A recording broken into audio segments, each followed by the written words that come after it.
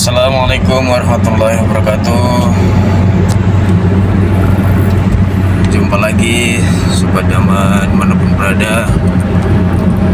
Ada vlog ketiga kita. Semoga teman-teman dalam keadaan sehat selalu. Yang sakit semoga segera diberikan kesembuhan, diangkat penyakitnya. Tak lupa semoga selalu dimudahkan, diringankan dalam segala urusan, dan tetap semangat, jangan pernah menyerah, dan jangan lupa untuk selalu melaksanakan kewajiban kita, sholat, beribadah kepada Allah SWT. Teman-teman Sobat Dhamma, alhamdulillah ya, kita dapat berjumpa lagi. Mohon maaf kemarin beberapa hari tidak kelihatan ya. Kami sedang kurang enak badan, sedang banyak urusan, banyak ujian lah.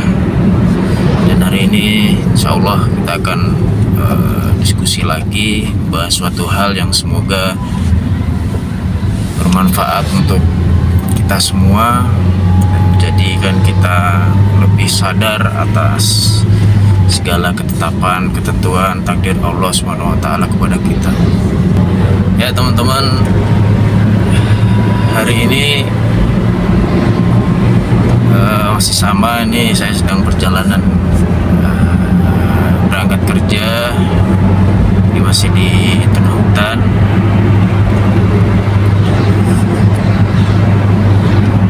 Hari ini kita coba akan mengulas masih dengan tema yang sama, yaitu ujian dari Allah SWT yang diberikan kepada hambanya. Kali ini mari kita coba ulas jenis-jenis ujian yang diberikan Allah SWT kepada hambanya. Jadi semua kesusahan, cobaan, masalah itu ternyata tidak semua itu namanya ujian gitu. Ada beberapa yang berbeda maksud dan tujuannya Allah memberikan itu pada kita gitu, teman-teman. Yang pertama yaitu ujian itu sendiri gitu. Jadi banyak orang-orang yang diberikan masalah atau kesulitan gitu ya, kesusahan gitu dalam hidupnya. Bisa jadi itu memang bentuk ujian dari Allah. Karena seperti kemarin ya, bahwa semakin tinggi keimanan seseorang, itu pasti ujiannya semakin besar. Dan Allah dalam mengetes gitu ya, mengetes dalam tanda kutip, menguji keimanan seseorang, yaitu dengan diberikan ujian, diberikan masalah, diberikan cobaan. Ini diperuntukkan untuk orang-orang atau hamba-hamba yang memang sudah taat kepada Allah, sudah beriman, sudah menjauhi segala maksiat, segala dosa gitu. Sudah mencoba untuk kembali ke Allah, mendekat ke Allah. Nah itu kadang Allah memberikan cobaan berupa mungkin kesempitan masalah rezeki atau masalah yang lain. Nah, itu bentuk ujian, teman-teman.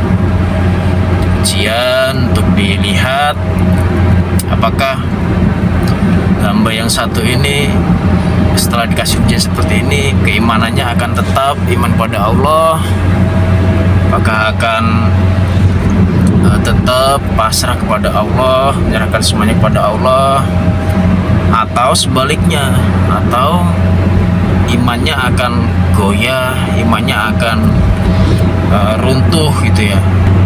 Jadi dengan diberikan diberikan kesusahan, cobaan, masalah gitu ya. Nah, itu untuk mengetes, itu untuk menguji keimanan hambanya itu. Nah, itu yang pertama teman-teman. Jadi kalau teman-teman merasa kok, aduh saya ini udah taat gitu ya, udah bahkan yang sunnah-sunnah udah dikerjakan, udah yang wajib apalagi, tapi kok masih berikan ujian kayak gini gitu. Mungkin pernah merasa seperti itu. Nah, itu berarti Allah sedang menguji kita dengan harapan setelah dari ujian itu iman kita akan lebih meningkat, derajat kita akan naik kelas gitu teman-teman. Nah yang kedua ini kebalikannya teman-teman.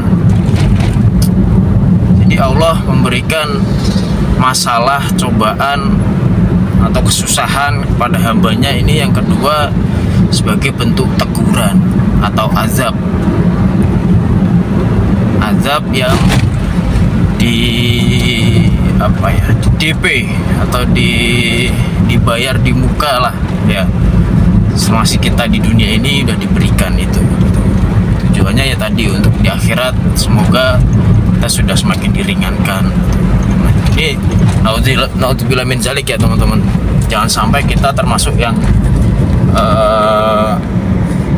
satu ini. Orang yang seperti apa yang diberikan teguran, diberikan azab gitu ya, melalui cobaan, melalui kesusahan, masalah gitu. Nah, ini orang-orang yang jelas tidak mau melaksanakan kewajibannya, tidak mau beribadah gitu ya, menyepelekan Allah gitu, menganggap Allah itu ya antara ada nggak ada gitu, nggak yakin gitu. Nah ini orang-orang yang seperti ini ya mohon maaf, bisa jadi kesusahan dalam hidupnya, masalah yang ada gitu, bisa jadi itu bentuk teguran dari Allah, untuk azab yang dibayar di dunia ini gitu. Tujuannya itu ya tetap wujud Allah, tetap wujud cintanya Allah gitu, agar kita sadar teman-teman, kita sadar kita kembali kepada Allah. Minimal kita sadar dulu, oh ya selama ini kayaknya saya kurang dekat nih sama Allah, saya nggak menjalankan kewajibannya, bahkan malah melakukan banyak dosa, maksiat. Nah itu jadi yang kayak gini wajar gitu ya, wajar kalau dapat teguran gitu. Orang di dunia kita aja di kehidupan sehari-hari itu seperti itu ya, pasti kita kalau melakukan salah atau apa gitu ya ditegur sama orang tua kita, sama guru-guru kita, itu hal yang wajar. Allah pun seperti itu, tujuannya agar kita ingat bahwa dan sadar itu salah gitu, dan kita mau memperbaiki diri gitu ya. Dua hal tadi, yang pertama tadi ujian ya untuk orang-orang yang mukmin yang sudah taat gitu ya. Yang kedua tadi teguran ataupun adab gitu ya untuk orang-orang yang belum taat. Itu semua itu ya wujud kecintaan Allah pada hambanya teman-teman ya. Yang pertama tadi wujud cintanya ya karena hamba ini udah taat kan, mau dinaikkan kelas, coba diuji, diberikan kesusahan seperti ini, gimana gitu responnya gitu ya. Nah yang kedua tadi diberikan teguran, yaitu wujud cintanya Allah juga pada kita. Kita ditegur, masih untung teman-teman ya, kita ditegur, diazab di dunia ini masih gak seberapa teman-teman, dan dibandingkan nanti kalau naudzubillah min dzalik kita ditegur di akhirat, itu gak bisa diungkapkan dengan kata-kata teman-teman ya. Wujud cintanya Allah seperti itu, kita ditegur dulu, kamu itu salah loh ini, udah sadar gitu, cepat sadar. Nah yang ketiga ini teman-teman, ini yang mungkin menjadi apa ya, kadang kita bertanya-tanya gitu, yaitu namanya istidraj ya, istidraj. Nah ini bentuk ujian cobaannya lain teman-teman. Jadi ada orang yang mungkin hidupnya enak terus gitu, enak terus, limpangan harta gitu ya, ataupun keluarganya oke-oke aja gitu, ataupun karirnya melejit gitu. Nah, cuma dalam hubungannya dengan Allah nggak bagus gitu. Kewajiban-kewajibannya nggak dilaksanakan, ibadahnya nggak ada gitu ya, bahkan kalau dilihat ya banyak maksiatnya gitu ya, tapi kok hidupnya enak terus, rezekinya banyak, hartanya banyak, ataupun karirnya bagus gitu. Nah itu namanya istidraj teman-teman. Jadi ya semacam di apa ya, jor-jorin gitulah gitu ya. Ini ya naudzubillah min dzalik banget ya teman-teman. Jadi kayaknya kayak semacam ya ibaratnya kalau di kehidupan sehari-hari tuh saking udah apa ya, orang atau orang tua atau guru itu saking sudah bosen negur, udah sebel banget gitu sama anak ini gitu ya, ditegur berkali-kali nggak pernah sadar, nggak pernah berubah gitu ya. Akhirnya ya udah dibiarin aja, udah mau apa aja silakan gitu, bahkan minta apa aja dikasih gitu ya. Nah itu bentuk udah lelah gitu ya, udah lelah, udah capek, ini dikasih tahu berkali-kali nggak bisa, ini ditegur berkali nggak bisa gitu, akhirnya dibiarin aja. Nah ini itu juga dalam hubungan kita sama Allah seperti itu teman-teman. Kadang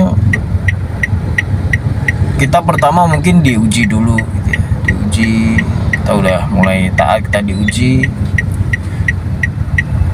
tapi kok malah setelah kita dikasih kadang mungkin kita lupa gitu ya, kewajiban kita meninggalkan kewajiban kita. Nah itu ditegur sama Allah, ditegur, harapannya biar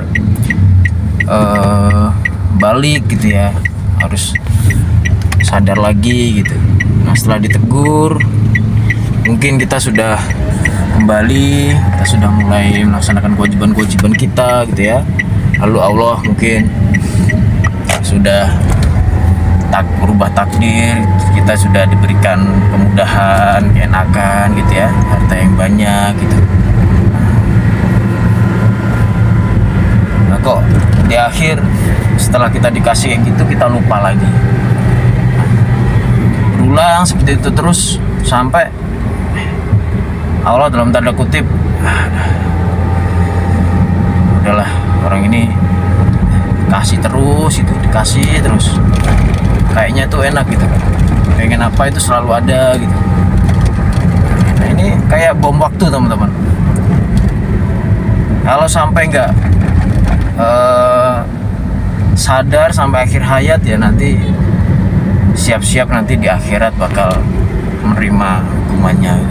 Atau bahkan orang yang seperti ini yang hidupnya selalu mewah, selalu mudah dalam segala sesuatunya gitu, nah, tanpa mengenal Allah, tanpa sadar gitu bahwa itu dari Allah gitu. Nah, sewaktu-waktu itu diambil gitu ya, entah dicuri, dirampok, ataupun kebakaran, ataupun yang lainnya. Nah ini pasti kemungkinan besar orang ini pasti akan ya jatuh gitu, jatuh-jatuhnya gitu, akan shock, akan jatuh-jatuhnya. Itu berbeda dengan orang yang beriman gitu ya, yang udah sadar sejak awal ini udah dari Allah, ini titipan Allah gitu ya. Dan sewaktu-waktu misal diambil lagi sama Allah ya, kita lebih tenang, lebih santai, lebih sadar, lebih oh ya sudah, berarti memang batas pakainya, pinjam pakainya sudah selesai nih gitu ya. Jadi ambil lagi sama Allah. Itu teman-teman ya. Jadi kita harus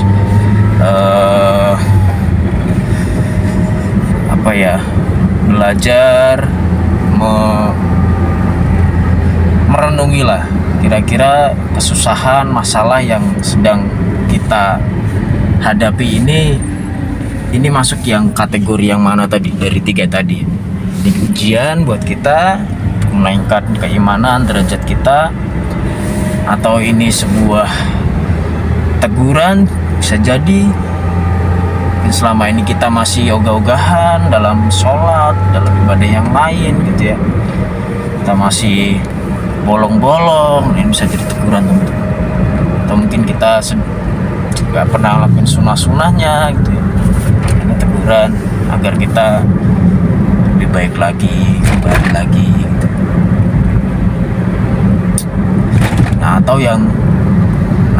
Bagi yang teman-teman yang sekarang dalam posisi enak gitu ya, segalanya ada, nah ini jangan terlalu berpuas diri juga bahwa semua itu titipan Allah teman-teman ya.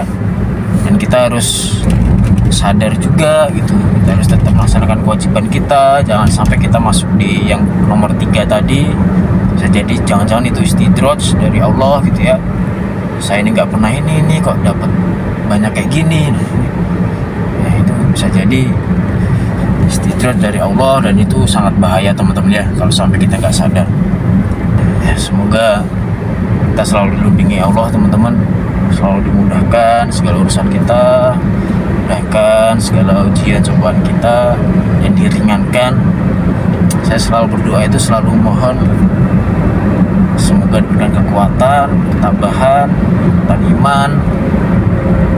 Dan satu lagi saya selalu berdoa itu teman-teman, selalu minta keringanan teman-teman. Semoga diberikan keringanan, kemudahan gitu ya. Ujian ini semoga diringankan sama Allah. Ya gitu ya teman-teman ya.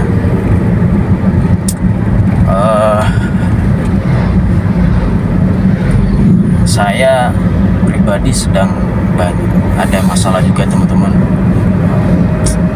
yang menurut saya ya lumayan cukup menguras pikiran, hati, perasaan.